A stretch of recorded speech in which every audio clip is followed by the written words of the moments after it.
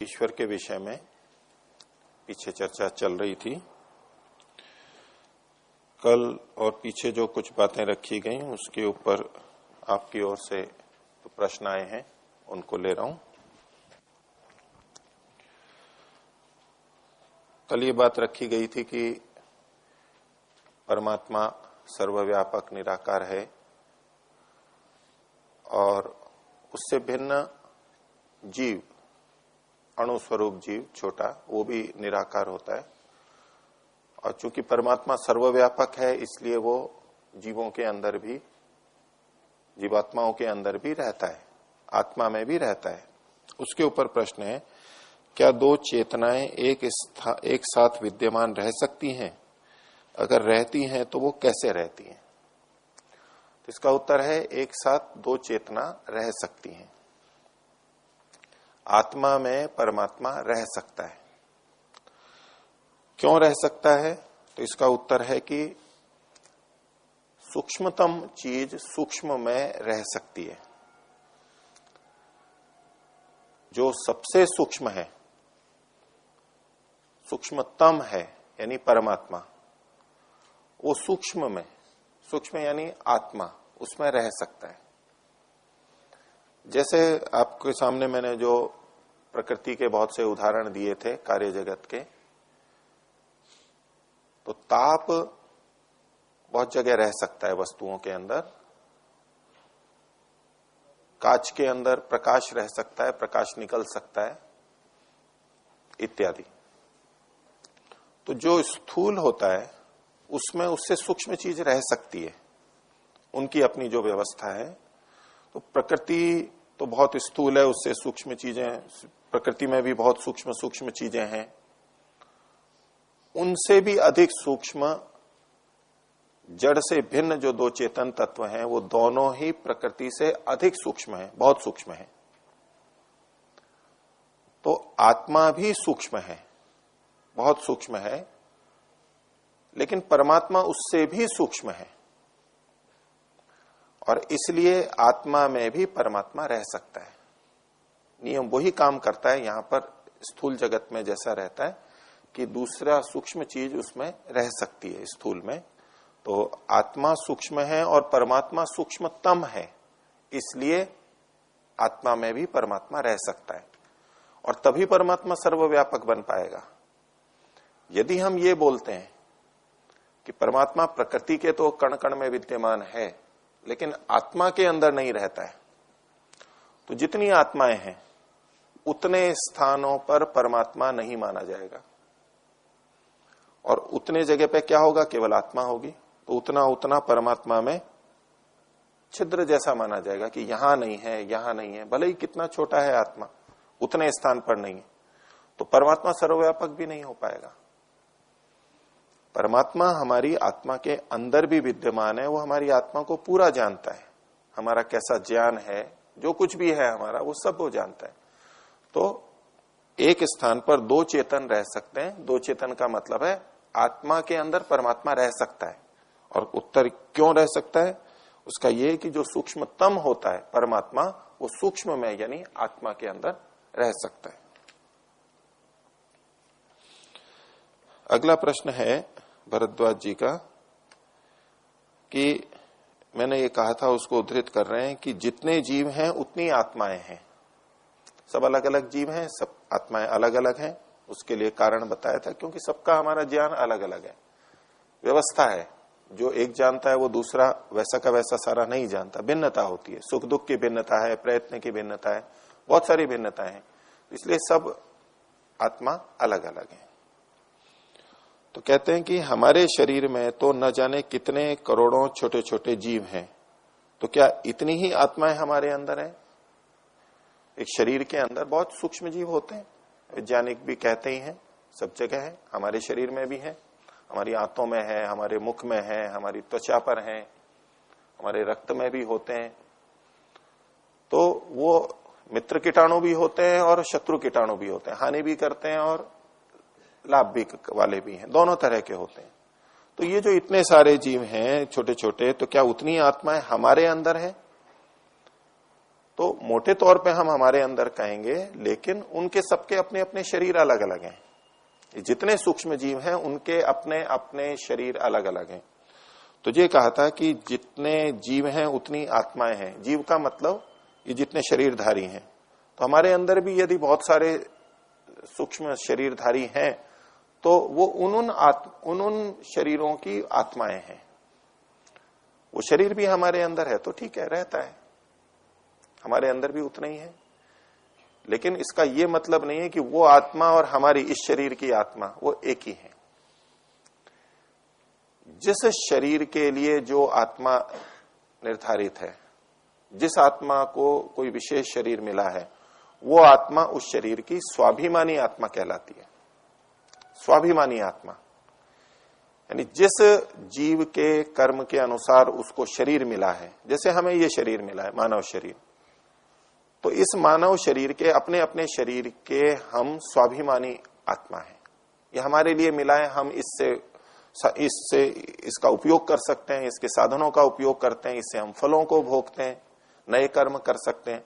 ऐसे ये हमारा अधिकार रहता है इस पे चलने का। तो ये स्वाभिमानी आत्मा होती है।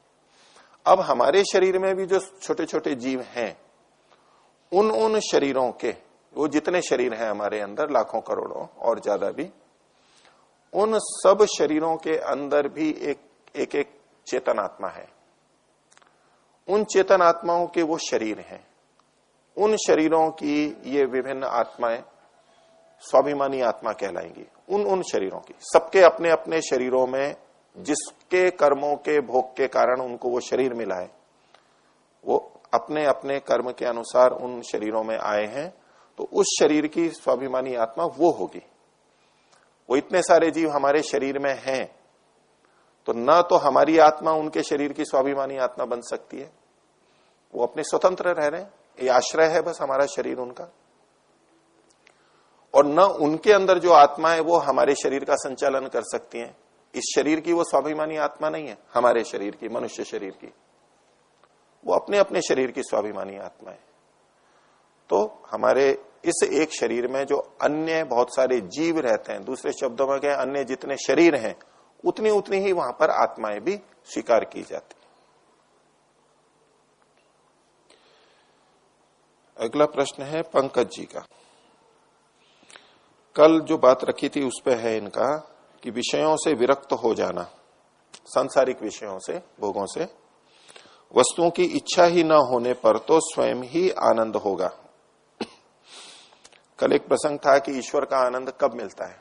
उस प्रसंग में कहा था कि भाई हमारी जब अविद्या समाप्त हो जाती है, शुद्ध हो जाते हैं हम, क्लेश समाप्त हो जाते हैं, निष्काम कर्मी जब हम बन जाते हैं, तो परमात्मा की कृपा हमारे पे होती है और उसका आनंद हमें प्राप्त होता है। तो इनका कहना है कि जब हम विषयों से विरक्त हो जाते हैं, वस्तुओं की इच्छा नहीं होती, तो स्वयं ही आनंद हो जाएगा हमारे को। फिर ये क्यों कहा जाता है कि ईश्वर के प्राप्त होने पर ही आनंद की प्राप्ति होगी, या परमात्मा आनंद देता है, ऐसा क्यों कहा जाए? वो तो हमारे को वैसे ही हो जाएगा।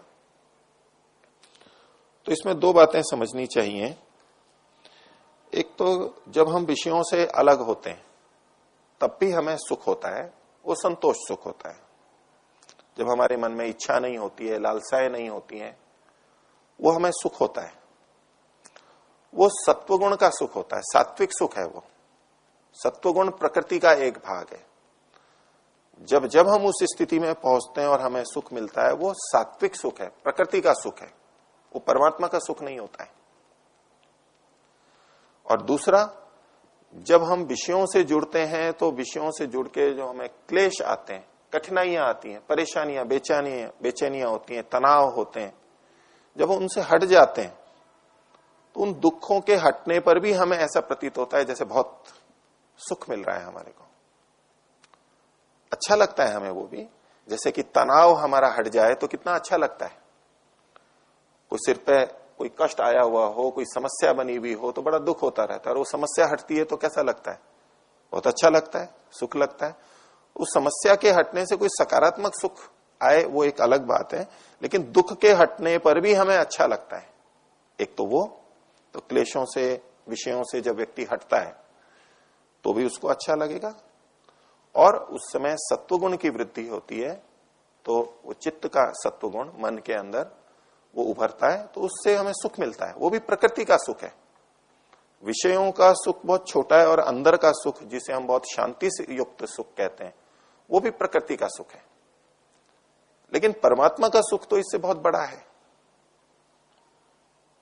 उसे प्राप्त करने के लिए तो हमें अलग प्रयास जो हम ये करते हैं वो परमात्मा हमारे को देता है। पीछे उपनिषद के प्रसंग में आपने सुना ही था कि ब्रह्मानंद कितना बड़ा होता है, मनुष्य का आनंद, फिर मनुष्य के गंधर्व का और अन्य अन्य पितृजनों का, कितने गुना करके उन्होंने बताया। एक हमारे को दृष्टि देने के लिए कि परमात्मा का आनंद कितना अधिक होता है। हम जब विषयों से निवृत्त हो जाते हैं, ध्यान में बैठते हैं, नेत्र बंद कर लेते हैं, कोई कामना नहीं रहती, और तब हमें जो अच्छा लगता है, ये तो बहुत थोड़ा सा सुख है, ये तो बहुत प्रारंभिक सुख है। इसको परमात्मा का सुख नहीं समझ लेना चाहिए।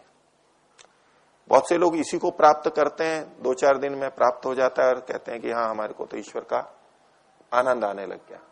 सिखाने वाले भी यही बोलने लग जाते हैं कि देखो आपको कुछ आनंद आ रहा है, हाँ आ रहा है, देखो परमात्मा का आनंद आना शुरू हो गया। ऐसा नहीं, प्रकृति का सुख है वो। एकाग्रता होने पे सुख आता ही है। विषयों में भी जो सुख आता है वहां भी एकाग्रता होती है, सुख आने लग जाता है। चित्रकार चित्रकारी में खो जाता है, उसको बहुत अच्छा लगता है। संगीतकार संगीत में खो जाता है, उसको बहुत अच्छा लगता है। नवयुवक जब मोटरसाइकिल चलाते हैं, खूब तेज तेज चलाते हैं, इधर उधर निकाल के चलाते हैं, बहुत आनंद आता है उनको। किस बात का आनंद आता है?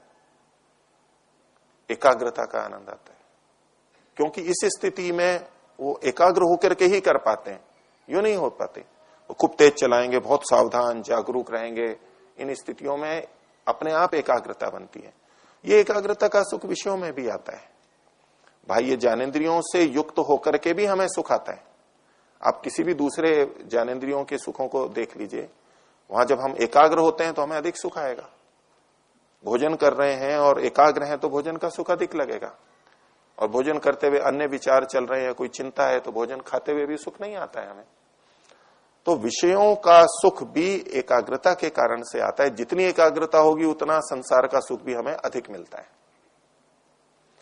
लेकिन बाह्य ज्ञानेंद्रियों से, बाह्य इन विषयों से रहित जो अंदर का सुख मिलता है हमें, एकाग्रता का, ज्ञान का सुख हमें मिलता है। कोई सूचना मिली, जानकारी मिली, नई नई चीज हम जानते हैं, उस समय भी सत्वगुण बढ़ता है, वो भी हमें बहुत अच्छा लगता है। उसमें कोई वस्तु हमारे संपर्क में सीधे सीधे नहीं आती, लेकिन हम कोई नई चीज देखते हैं, हमें बहुत अच्छा लगता है। बच्चों में देखो कितना अच्छा लगता है, बच्चों को कितना सुख मिलता है। ज्ञान का सुख भी होता है। तो इसी तरह जब हम आंख बंद करके बैठते हैं, ध्यान करते हैं, विषयों से अलग हटते हैं, वहां भी हमें सुख मिलता है। बहुत एकाग्रता होती है, कोई कामना नहीं होती, दुख हट गए हैं, जैसे बंधन हट गए, क्लेशों से हम हटते हैं, उस समय सुख होता है। लेकिन ये संतोष का सुख है, ये सात्विक सुख है। इससे भी आगे बढ़ना होता है।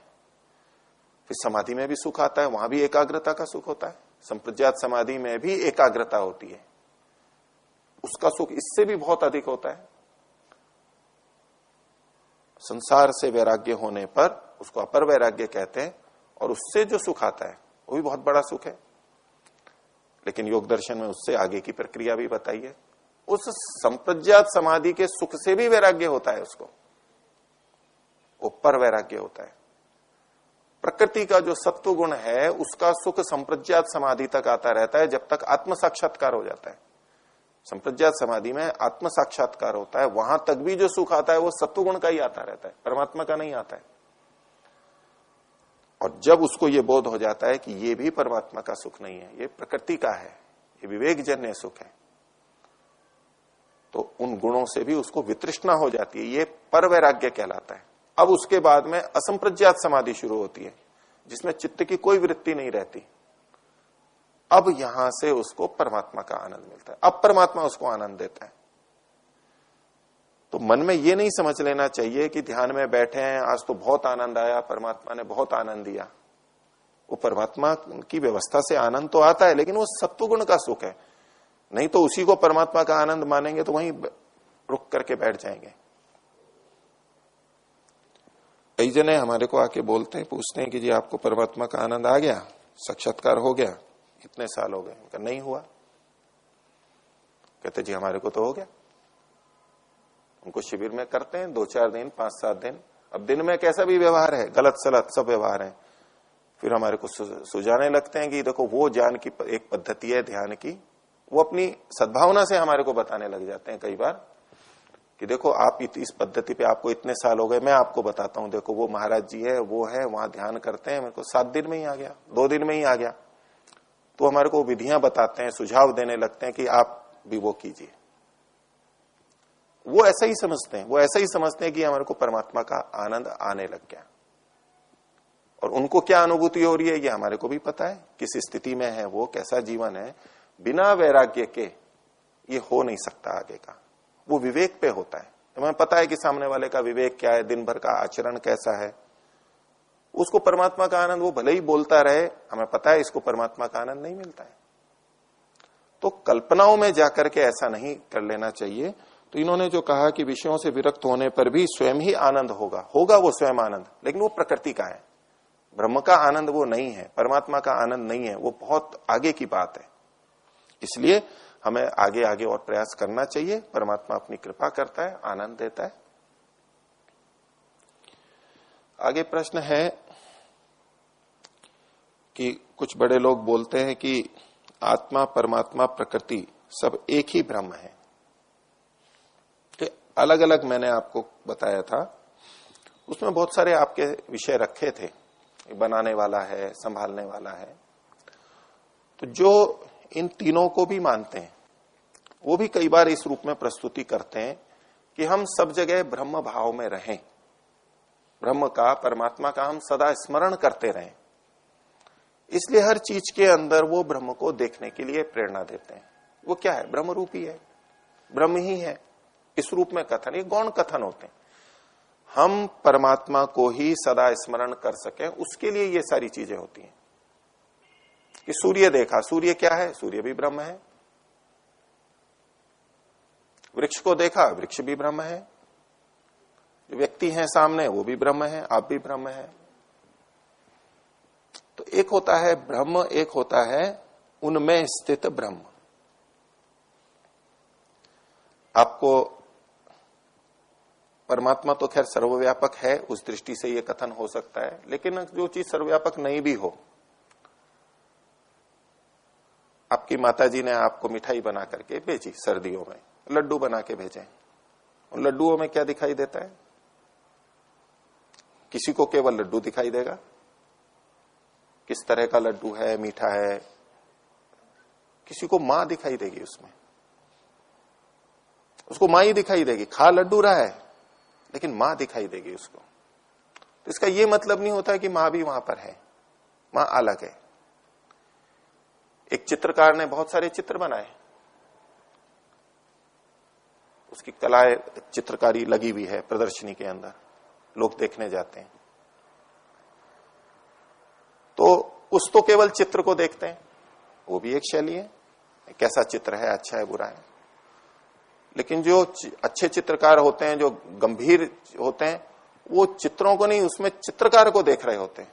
और हम तो इसमें चित्रकार को देख रहे हैं, चित्रकार ने कैसे बनाया, किस स्थिति में बनाया होगा, उसका सोच क्या होगा, चित्रकार के विचारों को वहां पर देखते हैं।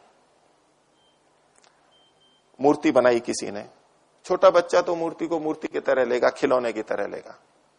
थोड़े बड़े होंगे वो उसको थोड़ा सौंदर्य देख लेंगे। लेकिन जो गंभीर होते हैं, ज्ञान का जिनका स्तर बढ़ा हुआ होता है, वो केवल मूर्ति के सौंदर्य को नहीं देखते, वो देखते कैसे बनाया होगा इसने, कैसी कलाकारी है। वो बहुत सूक्ष्मता में चले जाते हैं, वो कलाकार को देखने लगते हैं। वहां पर कलाकृति में कलाकार को देखने लगते हैं। ये मनुष्यों में भी, भौतिक जगत में भी घटता है। तो ऐसे ही परमात्मा की ये सब रचना है, परमात्मा ने इस सबको रचा है, ये कला है, कलाकृतियां हैं परमात्मा की, ये चित्रकारी है परमात्मा की। तो इसके पीछे जो चित्रकार बैठा है, जो कलाकार बैठा है, जो मूर्तिकार बैठा है, उसको जब हम मन के अंदर ले लेते हैं तो ये प्रतीत होता है कि इसमें क्या है, मैं तो इसमें ब्रह्म को ही देख रहा हूं। अब मां के सामने छोटा बच्चा कुछ बना करके लाए, पता लगे माँ को कि मेरे बेटे ने इतने चित्र बनाए, लोग देखने के लिए आ रहे हैं, तो माँ चित्र देखते हुए क्या देखेगी? माँ को चित्रकारी का कुछ नहीं पता है, वो सामान्य देख रही है चित्र। वो क्या देख रही है? वो अपने बच्चे को देख रही है वहां पर। देखो मेरे बच्चे ने ये किया, को बच्चा ही बच्चा दिखाएगा अपना वहां पर। तो ऐसे जब हमें ब्रह्म भाव बनाना होता है, परमात्मा का, दूसरे शब्दों में कहे ईश्वर प्रणिधान बनाना होता है, योग दर्शन का शब्द, परमात्मा का स्मरण हमें करना होता है, जो कि हमारी उपासना का एक लक्ष्य है कि हमें दिन भर परमात्मा स्मरण रहे। तो हम जो भी वस्तु देखते हैं उसमें परमात्मा की देखो कृपा है, कुछ भी मिलता है परमात्मा की, अन्न है परमात्मा का दिया हुआ, हर जगह उसमें ब्रह्म ही देखने लगते हैं, और ब्रह्म है भी सब जगह।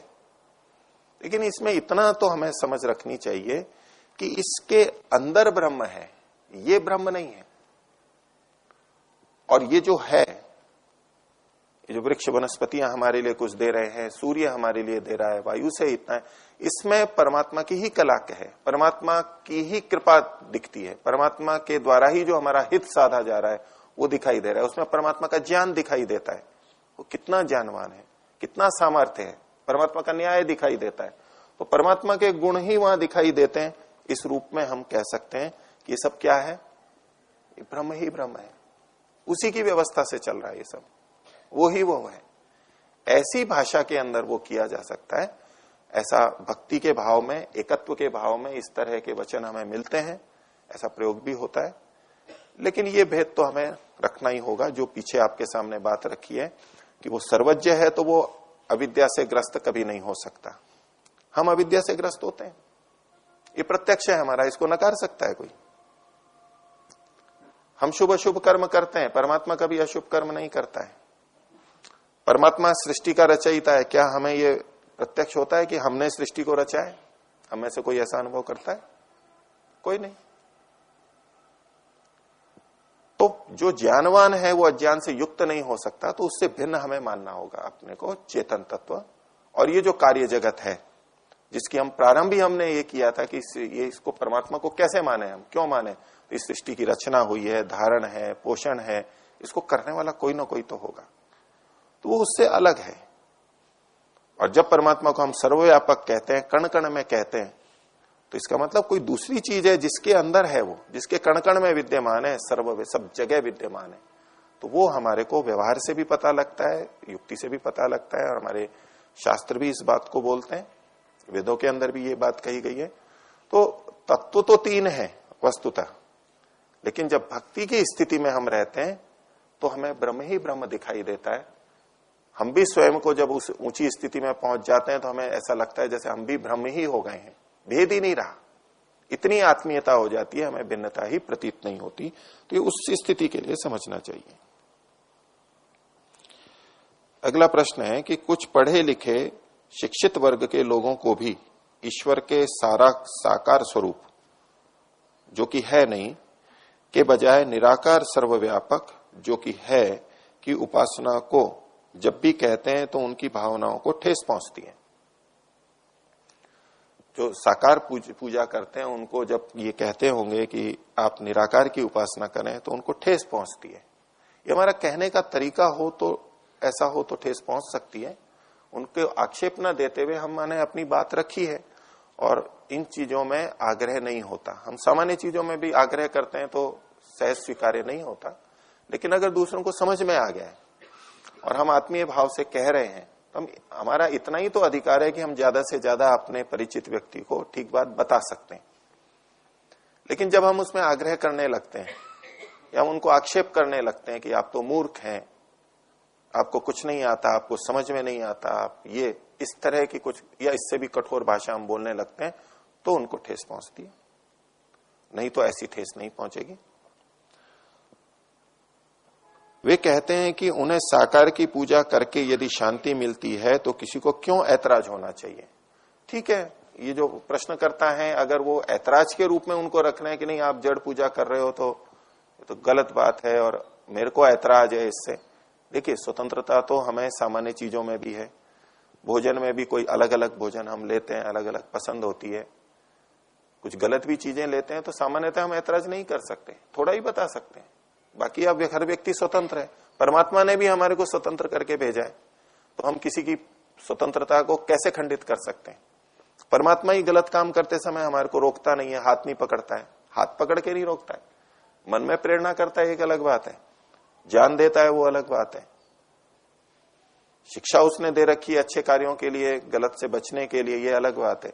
लेकिन परमात्मा भी हमारे कर्म की स्वतंत्रता को रोकता नहीं है।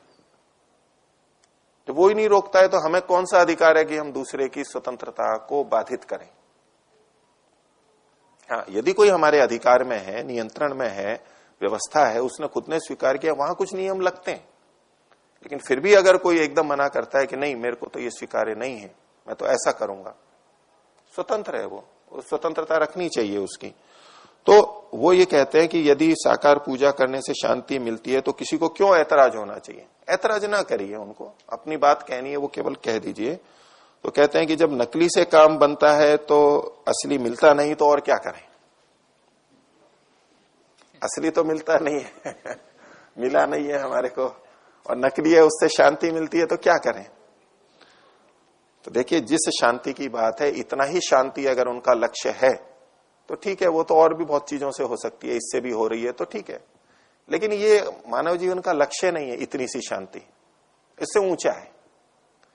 और जो साकार की भी पूजा करते हैं उसमें भी प्रतिमा के सामने या किसी पर्वत या किसी और जगह जाकर के क्या स्थिति बनाते हैं? हाथ जोड़ते हैं। हाथ जोड़ के क्या करते हैं? है जी, सिर झुकाते हैं, आंख बंद करते हैं। आंख क्यों बंद करते हैं? प्रार्थना करते हैं। जब सामने है, प्रत्यक्ष हो रहा है, तो आंख क्यों बंद करते हैं? हमारी प्रवृत्ति है, साकार में नहीं होगा।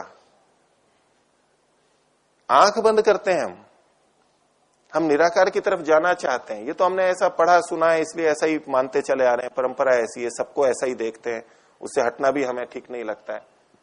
अगर वही है सामने और वही प्रतिमा भगवान है, तो आंख तो बंद नहीं करनी चाहिए, कुछ खुली भी रखते हैं। और फिर एक पंक्ति बोलते ही हैं जय जगदीश हरे में, तुम हो एक अगोचर सबके प्राणपति। अगोचर मतलब जो गायों से यानी इंद्रियों से देखा नहीं जाता है, उसे अगोचर बोलते हैं।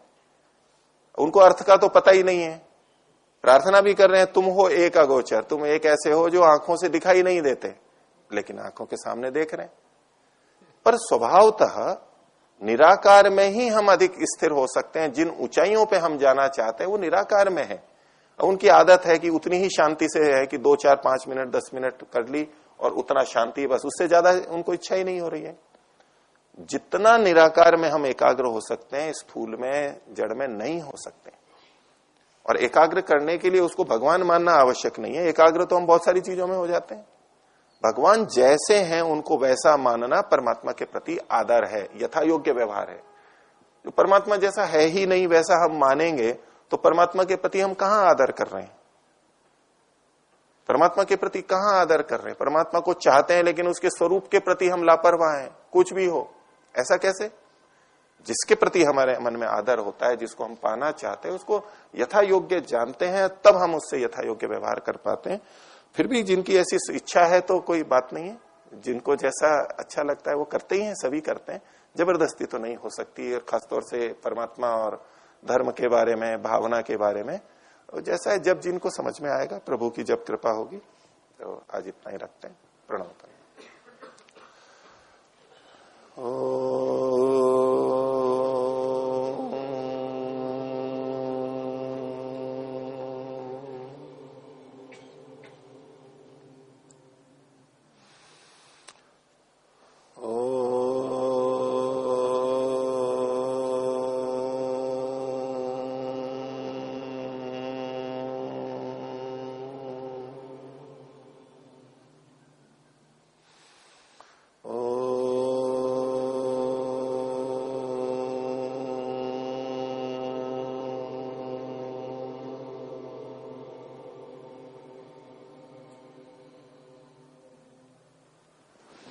सभी को सदर अभिवादन। ओम शिव।